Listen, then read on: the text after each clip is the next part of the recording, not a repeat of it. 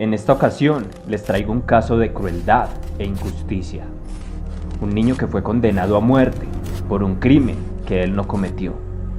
Bienvenidos a un nuevo video. Recuerda ponerte tus audífonos y apagar las luces para una mejor experiencia. Prepárate, porque esto comenzó.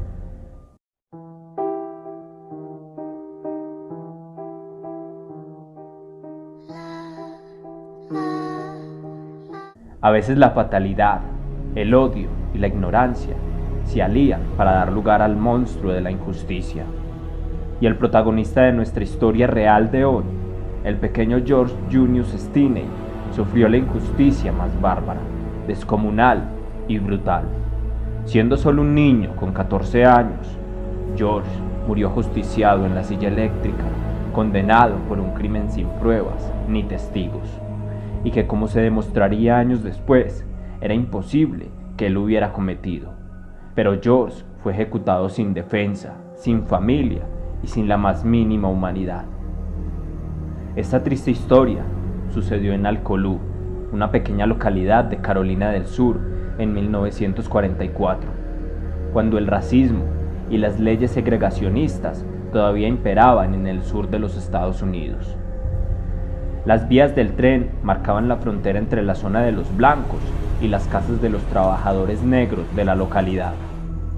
Una mañana de marzo, dos niñas blancas, Betty June Binnicker y Mary Emma Thames, de 8 y 11 años, cruzaron estas vías con su bicicleta y se adentraron en la zona de los negros. Querían buscar flores silvestres para hacer infusiones. Pocos metros más allá se encontraron con el joven George, de 14 años, que cuidaba la vaca de su familia. A George le preguntaron dónde podían encontrar las plantas. El niño les dio las indicaciones y las dos pequeñas siguieron su camino. El infierno se desató en la misma noche, cuando las familias de June y Mary Emma se alertaron al ver que las niñas no regresaban. Se organizó una búsqueda comunitaria en la que participó todo el pueblo, incluso el pequeño George. Pero no fue hasta la mañana siguiente, cuando alguien encontró los cuerpos de las dos pequeñas a pocos metros de la iglesia bautista misionera Green Hill, conocida como la Iglesia Negra. El informe forense estableció que las dos chicas habían sido asesinadas a golpes. Sus cabezas presentaban enormes contusiones realizadas con algún objeto pesado. Una de ellas también mostraba signos de abuso sexual. Unos metros más allá apareció el arma del crimen, una pesada viga de madera llena de sangre. La policía del condado pronto halló al culpable. Pocas horas después del asesinato, detuvieron a George Stinney, quien inocentemente había relatado durante la búsqueda que se había encontrado a las niñas. Esto le convertía, según la policía, en la última persona en tener contacto con las pequeñas y, por tanto, en el sospechoso número 1 de las muertes. Se lo llevaron a la comisaría y le sometieron a un interrogatorio durante el que estuvo solo con los agentes. Ni un abogado, ni sus padres, nadie pudo acompañar a George. Según declararon los agentes, le dieron al niño un helado y éste voluntariamente confesó el crimen.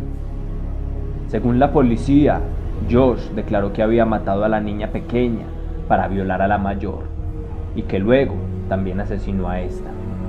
Sin embargo, nunca hubo un registro escrito de esta supuesta confesión. Por el contrario, la hermana del chico, Amy, aseguraba que había estado en casa junto a ella. Pero Amy no pudo hablar. El mismo día de la detención, el padre de George fue despedido del aserradero en el que trabajaba y la familia entera tuvo que salir huyendo de la localidad por las amenazas recibidas. Menos de un mes después del crimen, se celebró el juicio contra George. El proceso se desarrolló sin las más mínimas garantías para el acusado. El abogado defensor no tenía ni idea de asesinatos. En realidad, era un cobrador de impuestos que en ese momento estaba en plena campaña para su reelección. Temiendo sin duda la presión social, no hizo ni el más mínimo intento para defender al muchacho. Ni siquiera llamó a un solo testigo. El jurado lo compusieron 10 hombres blancos. Las únicas pruebas presentadas fueron los relatos de los agentes sobre la supuesta confesión del niño, que no constaba ni siquiera por escrito. Nadie encontró sangre ni ningún rastro del crimen en la ropa de George. Durante el juicio, los negros de la localidad no pudieron entrar en la sala y mucho menos votar. Tampoco la familia, que tuvo que permanecer lejos por las amenazas de linchamiento. El juicio duró menos de 3 horas y el jurado tardó menos de 10 minutos en emitir su veredicto: condena a muerte en la silla eléctrica. Desde Alcolú, George fue enviado a una prisión de adultos hasta su muerte, aunque algunas peticiones de clemencia fueron dirigidas al gobernador Olin Johnston. Este las denegó, argumentando la confesión que supuestamente el niño había contado a los agentes. El 16 de junio de 1944, tan solo 83 días después del doble crimen de las niñas, George Stinney falleció.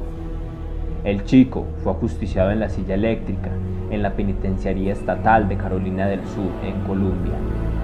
Su muerte fue una tortuosa y chapucera masacre. George medía tan solo 1,55 y pesaba 40 kilos, por lo que era demasiado pequeño para la silla eléctrica. Lo tuvieron que sentar encima de su Biblia, la única compañía que había tenido en la cárcel, para poder aplicarle los electrodos. A la primera descarga de 2.400 voltios se le cayó el saco con el que habían tapado su cara. También era demasiado grande para él, y los presentes pudieron ver al pequeño llorando, con la boca babeando y los ojos abiertos, en pleno sufrimiento. El proceso tuvo que pararse, alargando así su agonía, para volver a ponerle la máscara. Hicieron falta 2 descargas más para acabar con su vida. La familia de George no olvidó, aunque tuvieron que huir de Alcolú. Buscaron una justicia que solo pudo llegar después de muchas décadas, en 2014. En 2014 el juicio se reabrió y la jueza de Carolina del Sur, Carmen Tevis Mullen, declaró la inconsistencia del proceso de 1944 y la legitimidad de la condena.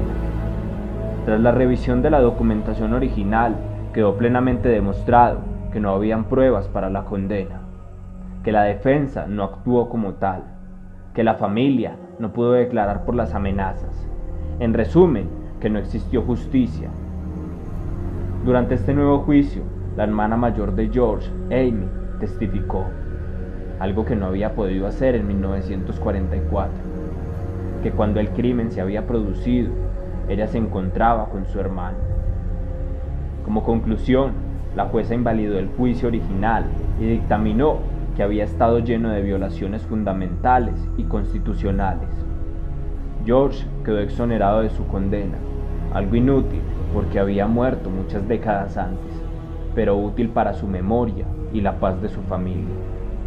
Aunque el segundo juicio no estableció la inocencia o culpabilidad de George, también sirvió para que algunos expertos examinaran la única prueba real existente en el caso, que no era sino la viga con la que alguien había matado a las niñas. Las conclusiones eran muy claras. Aquel objeto pesaba más de 20 kilos, con lo cual hubiera sido imposible que el pequeño, que solo pesaba 45, hubiera podido levantarla y golpear con ella fuertemente a las pequeñas. En 2019, la historia de George Stinney también ha sido narrada en la película 83 días, del director Andrew Paul Howell, que ha recibido distintos premios en festivales de cine. Esta fue la historia del pequeño George. Me gustaría saber qué opinas acerca del caso. Estaré leyendo tus comentarios. En mi último video hablé también de un caso de tortura, esta vez hacia una niña llamada Sylvia Likens. Si quieres conocer su historia, por acá te estaré dejando una tarjeta para que veas el video. Si te gustó este caso, recuerda que puedes suscribirte y activar la campanita para que YouTube te avise cuando suba nuevo video. También me puedes apoyar con tu like y compartiendo para que esta familia del misterio y el terror crezca cada vez más. Yo soy Delto. Nos vemos en una próxima ocasión. Muchas gracias.